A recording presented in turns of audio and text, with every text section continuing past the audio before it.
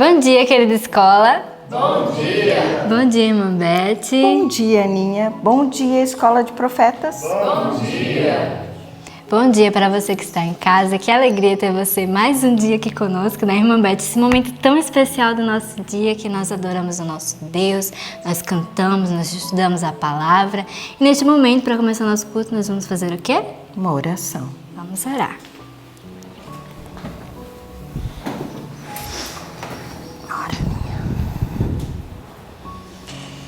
Querido Senhor Deus, nós te louvamos, ó Pai, por mais esse dia que o Senhor nos concedeu, mais essa chance, ó Pai, de estarmos vivos em Tua presença, Senhor.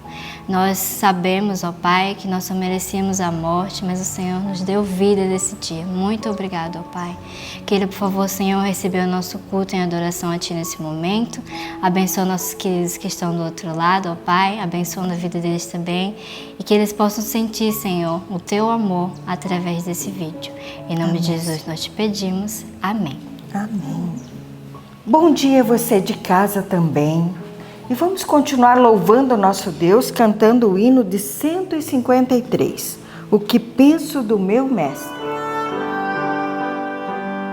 Jesus é Jesus, o meu Rei Salvador. A Ele somente darei meu louvor. É fonte de vida, de força e vigor. Jesus é Jesus para mim. Jesus é Jesus para mim. Jesus é Jesus para mim. É meu Redentor, meu fiel protetor. Precioso é Jesus para mim. Jesus bate a porta do meu coração. Espera paciente que dá-me o perdão. Que seu sacrifício não seja em vão. Jesus é Jesus para mim. Jesus é Jesus para mim. Jesus é Jesus para mim. É meu Redentor, meu fiel protetor. Precioso é Jesus para mim. Preciosas promessas eu tenho do Rei.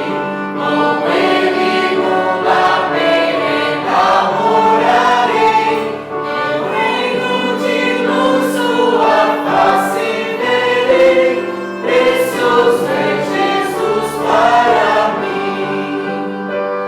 Precioso é Jesus para mim. Precioso é Jesus para mim. É meu Redentor, meu fiel protetor. Precioso é Jesus para mim. Amém. Que lindo Amém. hino, não é? Amém. E agora um momento muito importante Sim. da nossa manhã. Um momento que todos ficam esperando. Eu acredito que todo mundo fica em casa esperando esse momento. Sim. Também, né? Que depois vem o estudo.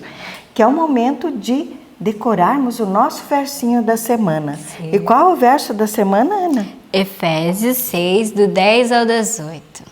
Então vamos recitar o nosso verso? Vamos lá. No 3. 2, 3. Efésios 6, do 10 ao 18. No demais, irmãos meus, fortalecei-vos no Senhor e na força do seu poder. Revesti-vos de toda a armadura de Deus, para que possais estar firmes contra as astutas ciladas do diabo. Porque não temos que lutar contra a carne e o sangue, mas sim contra os principados, contra as potestades, contra os príncipes das trevas deste século, contra as hostes espirituais da maldade nos lugares celestiais. Portanto, tomai toda a armadura de Deus, para que possais resistir no dia mau, e havendo feito tudo, ficar firmes. Estai, pois, firmes, tendo cingido os vossos lombos com a verdade, e vestida a couraça da justiça, e calçados os pés na preparação do evangelho da paz, tomando sobretudo o escudo da fé, com o qual podereis apagar todos os dardos inflamados do inimigo. Tomai também o capacete da salvação e a espada do Espírito, que é a palavra de Deus, orando em todo o tempo, com toda oração e súplica no Espírito, e vigiando nisso com toda perseverança e súplica por todos os santos. Efésios 6, do 10 ao 18. Efésios 6, do 10 ao 18. No demais, irmãos meus, fortalecei-vos no Senhor e na força do seu poder. Revesti-vos de toda a armadura de Deus, para que possais estar firmes contra as astutas ciladas do diabo. Porque não temos que lutar contra a carne e o sangue, mas sim contra os principados, contra as potestades, contra os príncipes das trevas deste século, contra as hostes espirituais da maldade nos lugares celestiais. Portanto, tomai toda a armadura de Deus, para que possais resistir no dia mau, e havendo feito tudo, ficar firmes. Estai, pois, firmes, tendo cingido os vossos lombos com a verdade, e vestido a couraça da justiça, e calçados os pés na preparação do evangelho da paz, tomando sobretudo o escudo da fé, com o qual podereis apagar todos os dardos inflamados do maligno. Tomai também o capacete da salvação e a espada do Espírito, que é a palavra de Deus, orando em todo o tempo, com toda oração e súplica no Espírito, e vigiando nisso com toda perseverança e súplica por todos os santos. Efésios 6, do 10 ao 18. Efésios 6, do 10 ao 18. No demais, irmãos meus, fortalecei-vos no Senhor e na força do seu poder. Revesti-vos de toda a armadura de Deus, para que possais resistir firmes contra as astutas ciladas do diabo. Porque não temos que lutar contra a carne e o sangue, mas sim contra os principados, contra as potestades, contra os príncipes das trevas deste século, contra as hostes espirituais da maldade nos lugares celestiais. Portanto, tomai toda a armadura de Deus, para que possais resistir no dia mau, e havendo feito tudo, ficar firmes. Estai, pois, firmes, tendo cingido os vossos lombos com a verdade, e vestida a couraça da justiça, e calçados os pés na preparação do evangelho da paz, tomando sobretudo o escudo da fé, com o qual podereis apagar todos os dardos inflamados do maligno. Tomai também o capacete da salvação e a espada do Espírito, que é a palavra de Deus, orando em todo o tempo, com toda oração e súplica no Espírito, e vigiando nisso com toda perseverança e súplica por todos os santos. Efésios 6, do 10 ao 18. Amém. E fique você agora com o nosso estudo. E tenha um bom dia na graça de Deus. Deus te abençoe e até a próxima. Que bom, louvado seja Deus, que nós possamos viver esse hino neste dia, que seja uma melodia que esteja em nosso coração. Nesta manhã nós estudamos um tema muito importante, um tema muito especial, que traz grandes aprendizados e que privilégio a gente tem de poder estudar esses temas. A nossa referência de hoje é Mateus, do capítulo 3, do 1 ao 12, não é o capítulo todo, Lucas, capítulo 1, e no Desejado de Todas as Nações, capítulo 10, A Voz do Deserto. Olha só quanta informação a gente já vem aprendendo com o livro Desejado de Todas as Nações, e nós nem chegamos ainda no ministério, né, de Jesus. Ainda já estamos no capítulo 10 do Desejado, e por enquanto só estamos estudando os acontecimentos que levaram até Cristo. Quanta informação às vezes a gente passa desapercebido, e o estudo de hoje traz uma dessas informações que é relevante para a nossa vida. Nós estaremos então falando sobre João Batista, seu chamado, como ele foi separado para o ministério e como ele entra marcando ali a história. Então, no livro de Mateus e o livro de Lucas, eles estão relacionados, eles falam ali de cerca da mesma história, com exceção de que o livro de Lucas ele dá detalhes a mais, porque ele vem contando tanto de como o anjo se apresentou aos pais de João Batista. E essa informação o livro de Mateus não traz. Porém, as demais informações do livro de Mateus, o livro de Lucas traz. Então, eu estarei me detendo somente no livro de Lucas e no capítulo 10 do Desejado de Todas as Nações. Então, a história ela começa nos deixando bem claro assim, um contexto que é a nossa realidade, que era a realidade deles. Deus ele conduz todas as coisas. Deus ele está por trás de todas as coisas, conduzindo, armando o cenário, o palco para que as coisas aconteçam. E aí, quando nós vimos sobre a história de Jesus, de como o anjo apareceu a Maria, de como Maria foi chamada ali para ser uma mulher privilegiada ali em ser a mãe do Salvador, do Messias, o anjo também estava trabalhando em outros corações e em outras famílias, até antes de falar com Maria, né? Eles eram parentes ali, os pais de João Batista e os pais de Jesus. Eles eram a Maria, mãe de Jesus, e a Maria Isabel, elas eram parentes, tinham um parentesco. E o primeiro a ter contato com o anjo, a primeira a ser chamada para um ministério especial foi Maria Isabel. Ela que foi chamada. João Batista ali é alguns meses aí mais velho que Jesus, e também o anjo vem trazendo ali uma promessa que eles necessitariam de fé para ver ela cumprir, porque ela não era estéril, porém eles já eram bem velhos, né? Já eram avançados em idade já, e agora vem a promessa para eles, e eles eram pessoas fiéis. E isso que nos traz o livro de Lucas, no capítulo 1, no verso 6. Olha só o que diz. Ambos eram justos diante de Deus, vivendo irrepreensivelmente em todos os preceitos e mandamentos do Senhor. Qual deles era justo? Ambos. Interessante ver que a Bíblia ela dá essa ênfase. Ambos eram justos, porque não era apenas um que era fiel, era aquele casal que era fiel. Não era somente Zacarias, por ser sacerdote, que ele estava mais conectado com Deus e que ele tinha uma direção maior. Não, ela também era conectada com Deus, porque ambos eram justos. Com isso a gente vê da importância de um relacionamento bem ordenado.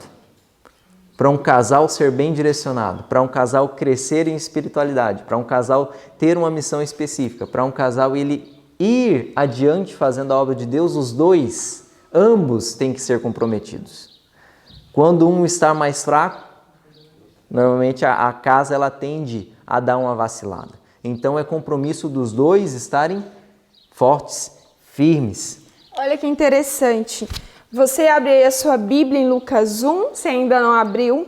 Olha como vai repetindo algumas informações que o Cleiton está falando. Eu achei interessante que nesse verso 6 diz que ambos eram justos e eles estavam perante Deus. Em algumas outras traduções, diante de Deus.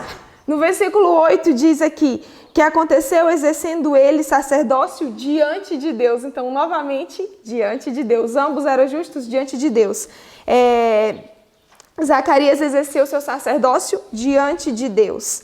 Aí mais para frente diz que João Batista seria grande diante do Senhor. E aí no versículo 18, no 19, diz que Gabriel ele assistia diante de Deus. E essa informação vai se repetindo e a gente vê que essa história ela acontecia ali mesmo, diante dos olhos de Deus, na presença de Deus. Era Deus que estava controlando. E aí o anjo aparece, o anjo Gabriel. Eu achei tão importante essa parte, como que ele vai unindo ali, vai em Isabel, em Zacarias, aparece para Maria, e Deus vai organizando ali a história e se comunicando com todos eles. Isso. E fazendo um adendo que eu passei, fazendo um concerto aqui na minha informação, Isabel, ela também era estéril, além de velha, ela era estéril também. E nós vemos que eles oravam pela vinda do Messias. Zacarias, ao estudar o livro de Daniel, ele entendeu pela profecia que tinha sido dada em Daniel capítulo 9 que o Messias estava prestes a vir, e ele começou a orar por isso. E eles moravam numa região montanhosa da Judéia, eles não moravam lá em Jerusalém, mas como ele era sacerdote, 2 vezes ao ano ele tinha que ir lá cumprir o seu ofício e passava lá, em cada vez passava uma semana ali oficiando ali no templo. E de uma dessa vez que ele estava lá, ele foi então comissionado para ir queimar incenso dentro do santuário. E quando ele foi lá, apareceu um anjo para ele. E o anjo ele apareceu numa posição específica. O pastor Pablo, quando ele está aqui conosco, ele gosta de salientar algo, de que as palavras na Bíblia elas não estão ali à toa. Toda palavra ela tem um sentido. Por que no capítulo 1, verso 11 de Lucas, diz que o anjo ele apareceu à direita do altar? Fez questão de especificar qual lado do altar o anjo estava, porque o estar à direita representava a aprovação, representava que o anjo não via como uma punição, não estava ali para matá-lo, para repreendê-lo, não, mas estava ali para lhe comunicar uma bênção e se comunicar com ele. Mas, diante da presença do anjo, ele não levou isso em conta, né? Para ele, tanto fez, se estava do lado direito ou lado esquerdo, ele ficou com medo de qualquer forma. Mas ainda assim, o anjo ele vem e aparece para ele, e aí ele dá uma promessa para ele. Olha só qual é a promessa que ele dá. Está lá no verso 13 do capítulo 1. Disse-lhe, porém, o anjo: Zacarias, não temas, porque a tua oração foi ouvida. A oração que ele estava orando em prol do Messias. E Isabel, tua mulher, te dará à luz um filho, e quem darás o nome de João, e em ti haverá prazer e alegria, e muitos se regozijarão em seu nascimento, pois ele será grande diante do Senhor. Não beberá vinho nem bebida forte, e será cheio do Espírito Santo desde quando? Desde o ventre. Esse João Batista ia ser cheio do Espírito Santo desde o ventre materno. E aí o anjo, ele também fala que ele viria como no espírito e no poder de Elias. Essa era a visão, essa era a missão dele. Mas Zacarias ele se torna um pouco incrédulo ao pensar, mas como isso vai acontecer? Pensou a mesma coisa que Abraão deve ter pensado, né? Mas nós somos tão velhos, minha mulher é estéril, já de idade, como assim isso vai acontecer? E se mostrou estéril. E aí se mostrou dificuldade, mas daí o anjo ele vem respondendo que essa dificuldade ela não precisava acontecer, não precisava estar em sua mente, justamente pelo que está escrito lá no verso 19. Respondeu-lhe o anjo. Olha só a resposta do anjo. Eu sou Gabriel, que assisto diante de Deus e fui enviado para falar-te e trazer-te estas boas novas. Por que o anjo queria se revelar naquele momento? Por que o anjo fez questão de falar? Não, você está com medo? Eu sou Gabriel. Não parece um pouco de presunção, né? Eu sou o anjo, confia em mim. Não, mas porque ele entendia que ao Zacarias ler Daniel, ele viu que o anjo, que o ser que se comunicava com Daniel, que deu a visão do Messias, que falou quando o Messias viria, era o próprio Gabriel. E quando o anjo aparece, você está com medo? Por que você está com medo da profecia não se cumprir? Você lembra lá do anjo que falou com Daniel? Fui eu. Eu que falei com Daniel. E agora eu estou aqui para falar contigo que o tempo é chegado, que a profecia vai se cumprir. Que você foi honrado pelo céu, Isso. né? Para ser o pai daquele que... Chegou o momento daquela profecia se cumprir e eu venho te avisar. E aí essa era a alegria dele. Por isso que o anjo ele dá ênfase. Eu sou o Gabriel, da visão que você leu.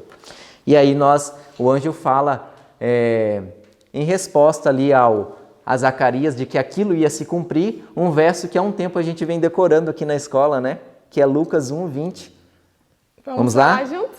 E eis que ficarás mudo e não poderás falar, até o dia em que essas coisas aconteçam, porquanto não creste nas minhas palavras, que a seu tempo se hão de cumprir. Lucas 1:20. E Zacarias ele tem ali...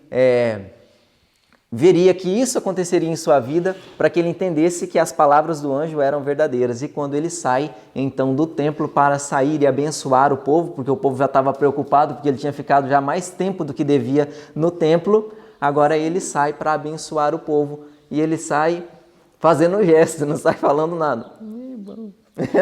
Não saía a voz, ele estava mudo. Imagine o povo na expectativa, ele vai sair, vai falar alguma coisa, não falou nada, saiu calado só, acenando, dando um oi ali, mas o povo entendeu ao olhar para ele que ele tinha tido um encontro especial com Deus, porque o rosto dele saiu luzindo ali diante do templo e todo mundo entendeu, ele teve um encontro com o Senhor, ele recebeu uma visão. E naquele tempo não era comum, né? E a atitude de Maria foi interessante também. Eu achei incrível que quando Deus ele vai se manifestar, a gente tende a olhar a nossa própria fraqueza e muitas vezes a gente fica com medo das grandes revelações de Deus. Aqui no versículo 12 diz que Zacarias, vendo-o, turbou-se e caiu em temor sobre ele. E aí no 29, também quando o anjo ali se comunica com Maria e aparece para ela, diz assim, no versículo 29, Lucas 1:29, vendo-o ela, turbou-se muito com sua palavra e considerava que saudação seria esta. Ela também ficou ali um pouco temerosa, mas a atitude de fé foi o que eu achei mais lindo. Zacarias, ele cria, orava e esperava. Só que quando a bênção chegou para ele, ele começou a olhar que ele era tão fraco, tão pequeno, e ele temeu. Temeu e duvidou, né? Até que Deus deixou ele mudo, até que se cumprisse. Mas Maria responde de um jeito tão bonito e diferente. Vamos ler juntos o que o anjo diz para ela aí no versículo 30? Disse-lhe então o anjo. Como que o anjo diz? Não temas. Porque achaste graça diante de Deus. Amém. E aí diz aqui, eu achei lindo também, Deus explica, o anjo explica como que seria esse nascimento do filho que surgiria no ventre dela, que está no versículo 35. E diz que respondendo o anjo, disse-lhe, descerá sobre ti o Espírito Santo, o poder do Altíssimo, te cobrirá com a sua sombra. Por isso também o santo que é em ti há de nascer, será chamado Filho de Deus. E aí o anjo revela que já tinha falado com Isabel, que ela já estava no 6º mês de gestação, e aí enfatiza, porque para Deus nada é impossível. Isso. E certamente se cumpriria tudo que Deus estava falando. Amém.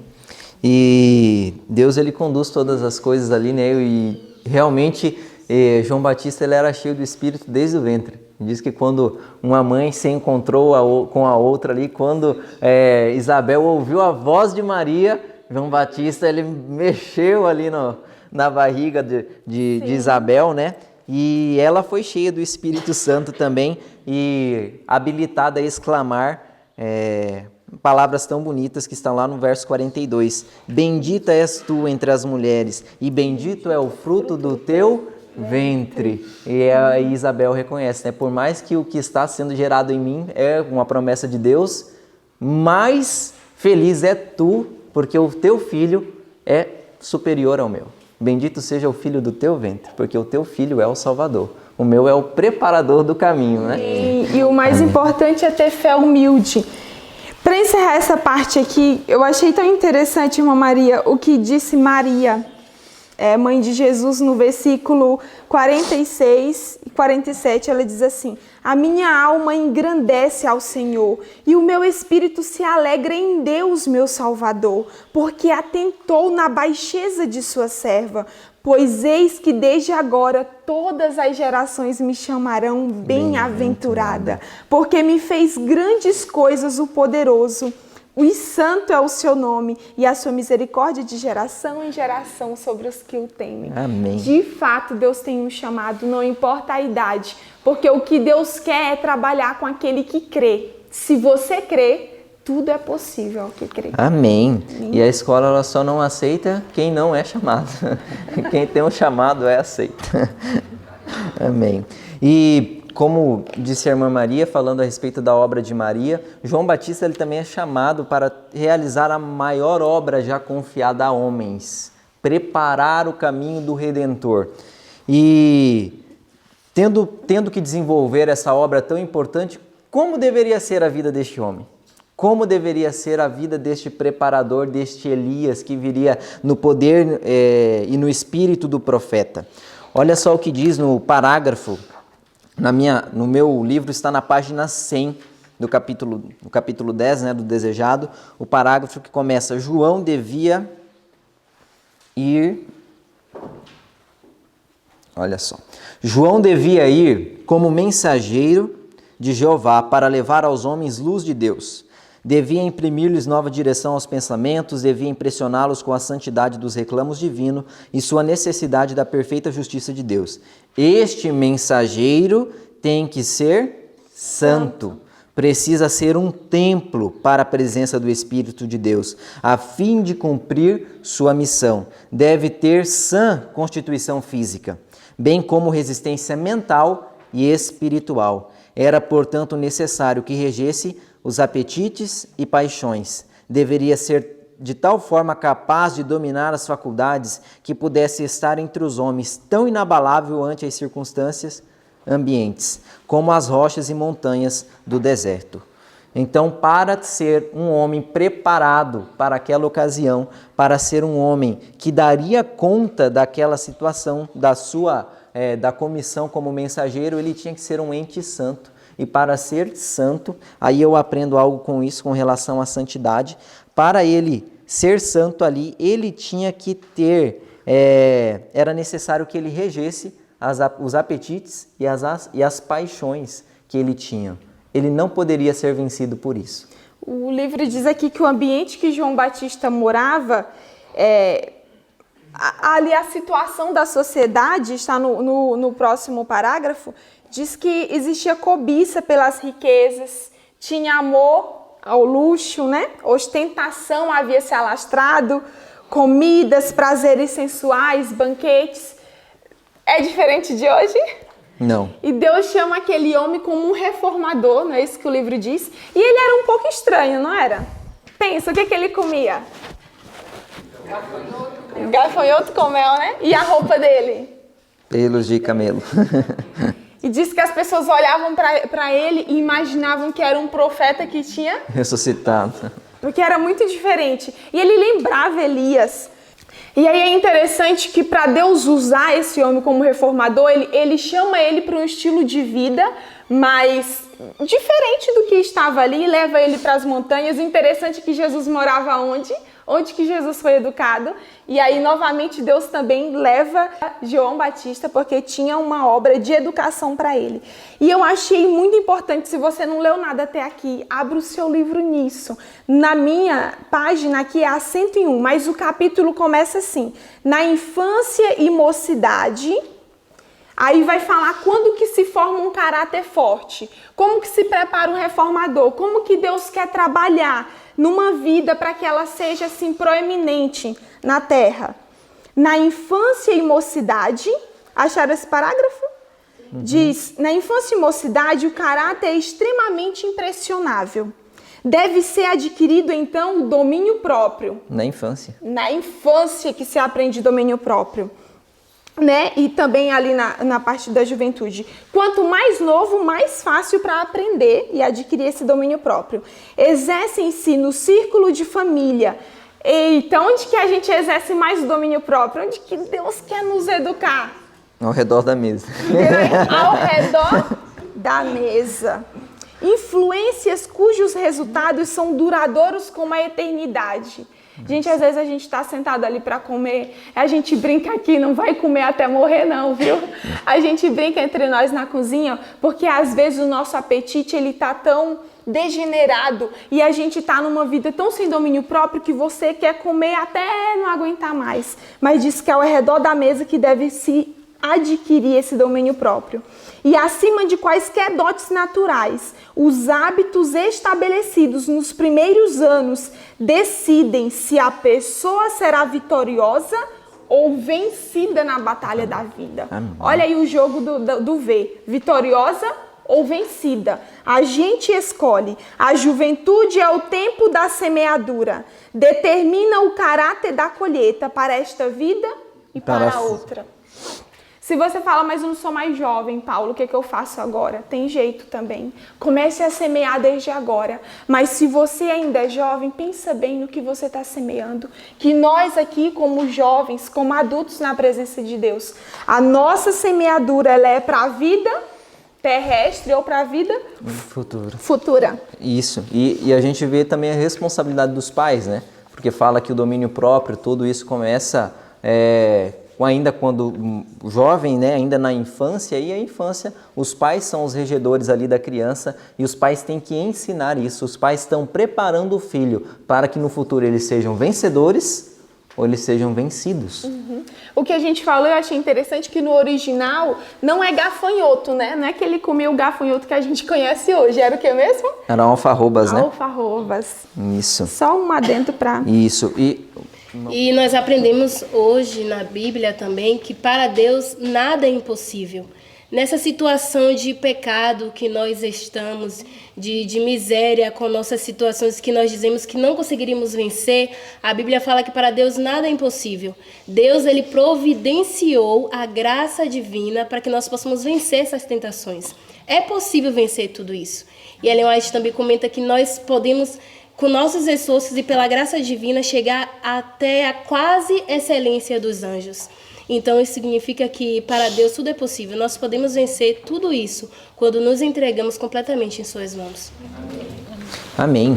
E João Batista ele foi sendo guiado por toda a sua vida pelo Espírito Santo, porque ele tinha uma prática também importante que nós devemos ter essa prática, além de todo o domínio próprio, a autodisciplina, a temperança. No parágrafo que começa, foi numa região isolada, eu vou ler a partir no meio desse parágrafo que começa, desconfiava de suas forças para resistir à tentação e fugia do contato com o pecado, não viesse a perder o sentimento de sua inexcedível culpabilidade.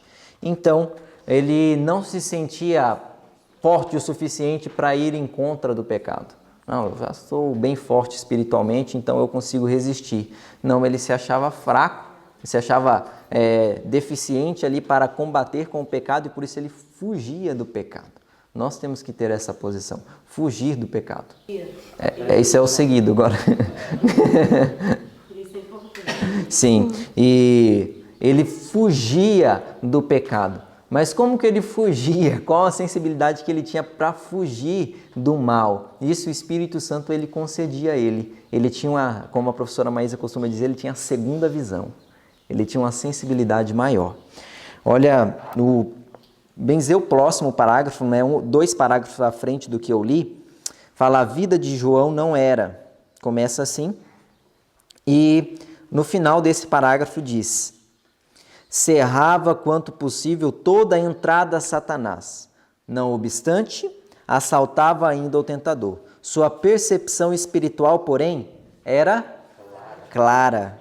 Desenvolver a resistência de caráter e decisão. Mediante o auxílio do Espírito Santo, era habilitado a pressentir a aproximação de Satanás e resistir-lhe ao poder. O Espírito Santo fazia com que ele sentisse quando o inimigo estava se aproximando dele para tentá-lo. E aí ele tinha poder para resistir e se desviar do mal, se desviar do pecado. Até um pastor disse que pregando para nós, né, o pastor Ricardo falando a respeito do conhecimento que Jó tinha de Satanás, né? Que Satanás ele não conhecia Jó, porque Jó se desviava dele. Quando Satanás se aproximava, Jó ia para o outro canto. Então Satanás não tinha contato com Jó de jeito nenhum, porque Jó corria dele. E que nós possamos ser assim também, ter essa sensibilidade espiritual de fugir, de perceber quando estamos correndo o risco de cair em alguma cilada do inimigo. E esse fugir é interessante, porque João Batista ele recebeu um chamado de Deus para pregar. Mas se ele vivesse só longe das pessoas, sempre longe das pessoas, ele ia conseguir exercer esse chamado que Deus fez para ele? Não. Porque Deus o chamou para si, estar ali perto de pecadores. Mas isso é muito importante, porque ele ficava o seu tempo no deserto, e diz aqui que o deserto era a escola e o santuário dele. Então ele ficava lá no deserto, aprendia de Deus, tinha essa segunda visão. O Espírito Santo conseguia trabalhar com a mente dele porque ele estava numa vida simples, abnegada, não é isso? Para o Espírito conseguir trabalhar com a nossa mente, vida simples, abnegada, longe de luxo, ostentação, para que Deus possa falar. E aí diz que ele também ia para a cidade, ia lá para o meio do povo, e ele fazia o quê? Achou essa parte aí?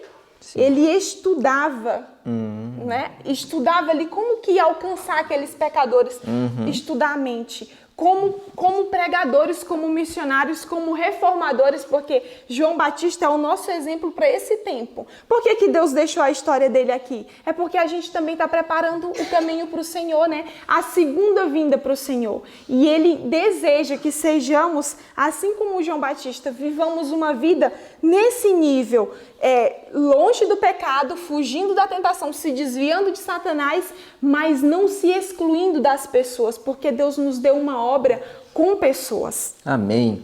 E que nós possamos ter esse mesmo vigor de João Batista. E ele foi o homem que foi, por um detalhe que eu vou ler agora para a gente então encerrar, que está na página seguinte ao que a Paulo estava lendo, que João Batista ele tinha capacidade de se manter ereto ante as dificuldades do mundo, porque ele se prostrara ante aos pés do seu Salvador. Olha só o que diz o parágrafo. Contemplou o rei em sua beleza. No meu está na página 103. Contemplou o rei em sua beleza, e o próprio eu fui esquecido. Vi a majestade da santidade, sentiu-se ineficiente e indigno. Estava disposto a ir como mensageiro do céu, não atemorizado pelo humano, pois contemplara o divino. Podia ficar ereto e destemido em presença de monarcas terrestres, porque se prostrara diante dos reis dos reis. João Batista ele tinha moral, competência para poder ficar em pé, porque ele tinha se prostrado diante do Rei dos Reis. Que Deus nos ajude a entender que como terceiro Elias, como somos chamados, denominados, também estamos preparando a vinda de Jesus, possamos andar também seguindo o exemplo de João Batista.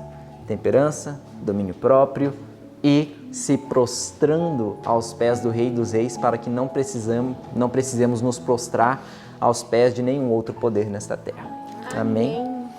Vamos orar. Nos alimentamos aqui espiritualmente, eu tenho certeza disso, Senhor. Daqui a pouco vamos para o café da manhã, mas ainda aqui em Tua presença, eu quero orar, pedir ao Senhor que de uma forma muito especial, assim como o Senhor deu certeza no coração de João Batista, Senhor, ao ler que ele tomou por si mesmo a decisão de que ele aceitaria o sagrado depósito, que desde pequenininho os pais diziam o que o anjo tinha dito a respeito dele. Ele aceitou o sagrado depósito e depois, Senhor, ele agiu, ele decidiu consagrar a vida inteira ao Senhor. Prostrados diante da Tua presença nesse momento, dizemos, Senhor, queremos consagrar a nossa vida a Ti. Queremos que o Senhor faça uma obra em nós, como fizeste na vida de João Batista. Meu Deus, temos visto que o mundo tem ido de mal a pior. É necessário um povo, filhos que preparem o caminho, para que muitos possam entender a real condição em que estão e assim olhem para o Senhor com esperança. Eu sei que a Tua primeira vinda foi esperança para aquele povo que vivia em luxo, ostentação, em banquetes, numa vida intemperante, com a mente dominada pelo mal. Senhor, a nossa realidade não é diferente, Senhor. nos prepara, nos dê essa segunda visão, nos ajuda a ajudar outros a encontrarem a Ti. Oro por Tua igreja, por nós como adventistas, como Teu povo, que o Senhor nos concedeu um sagrado depósito. Senhor, nos ajude a cuidar daquilo que o Senhor nos deu, a não jogar fora as oportunidades e os privilégios. Amém, eu Pai. peço por aquele que está do outro lado, que eu nem conheço, Pai, mas eu sei que o Espírito Santo que impressionou o coração de Maria, de Isabel, de Zacarias, eles longe um do outro e o Senhor guiando, cuidando. Eu sei que o Senhor tem cuidado da história dessa terra. Nesse momento eu peço que o Teu Espírito Santo visite os corações contritos, aflitos, aqueles que têm desejo, que têm sede de Ti, que buscam encontrar sentido para a existência. Senhor, que o Senhor traga paz e certeza, que o Senhor ilumine a mente e que o Espírito Santo nos dê convicção de que estamos muito perto de ver o Senhor voltar.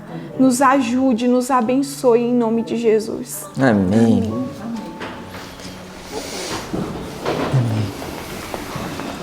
Até amanhã.